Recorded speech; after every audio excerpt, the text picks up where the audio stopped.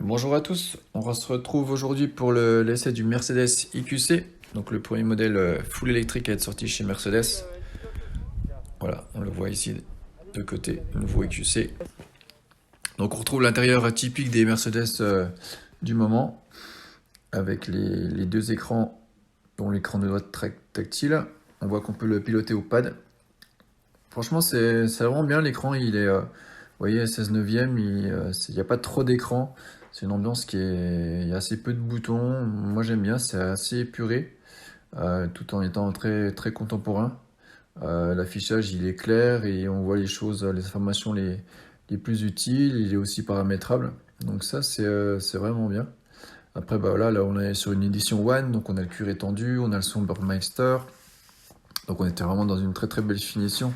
On verra aussi qu'il est très très bien sonorisé.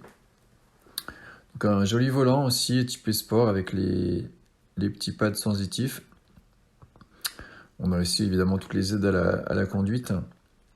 Voilà, donc on a tout ouvrant. Donc il fait 4,70 m, donc il a un volume un petit peu équivalent à une berline classe E ou à un GLC, voire un GLE. Bon, le coffre il fait 500 litres.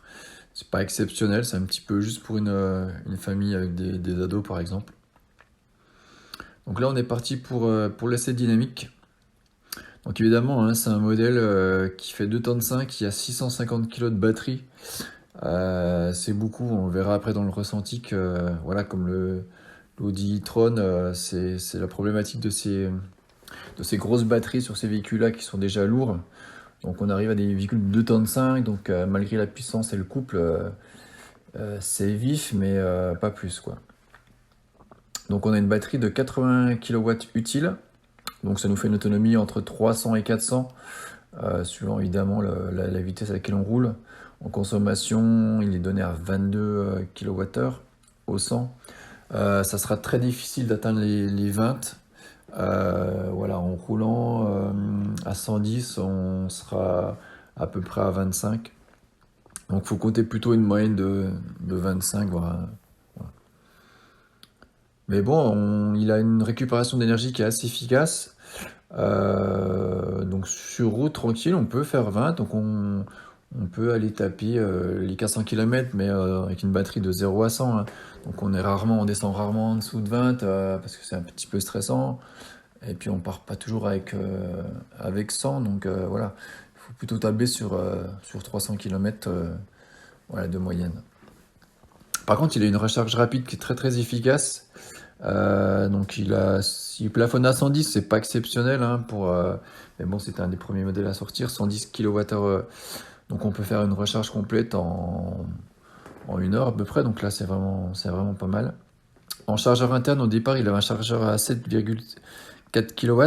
Et depuis 1 an, il a un chargeur interne à 11 kWh en triphasé. Donc ça, c'est pas mal aussi sur sur les chargeurs dans les villages ou dans les zones commerciales. En chargeant à 11, ça peut être pas mal. Bon, après, voilà, il faut quand même une journée de travail pour 7 heures pour charger la voiture en complet sur ce type de borne. Évidemment, chez vous, vous avez intérêt à mettre une borne, sinon en une nuit, vous rechargerez pas la voiture. Donc la voiture est typée très confort. En accélération, j'ai pas trouvé ça transcendant. J'étais un petit peu déçu, un petit peu comme le e-tron, hein, il y a 400 chevaux. Il y a deux moteurs. C'est des moteurs asynchrones, donc qui consomment un petit peu plus que les moteurs synchrones qu'on retrouve chez Kia ou chez Tesla. Donc c'est surtout le poids hein, qui fait qu'on n'a pas un ressenti énorme. Pourtant, il fait un peu plus de 5 secondes au 0 à 100. En Vmax, il est à 180. Donc il est vif, mais on n'a pas de sensation d'accélération vraiment forte. Il est typé très confort, donc il y a très peu de roulis. On a une suspension pneumatique, donc ça c'est agréable. Il est très très bien sonorisé aussi. Là j'ai apprécié aussi l'affichage tête haute qui marche, qui est vraiment sympa.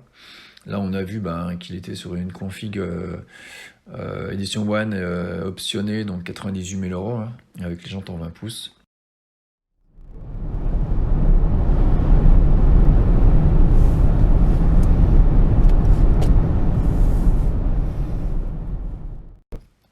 Après, une direction très agréable.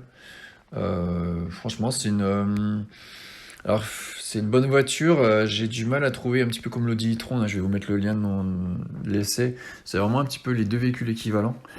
Il faut vraiment avoir le profil pour être client de ça. Il faut pas être stressé pour l'autonomie.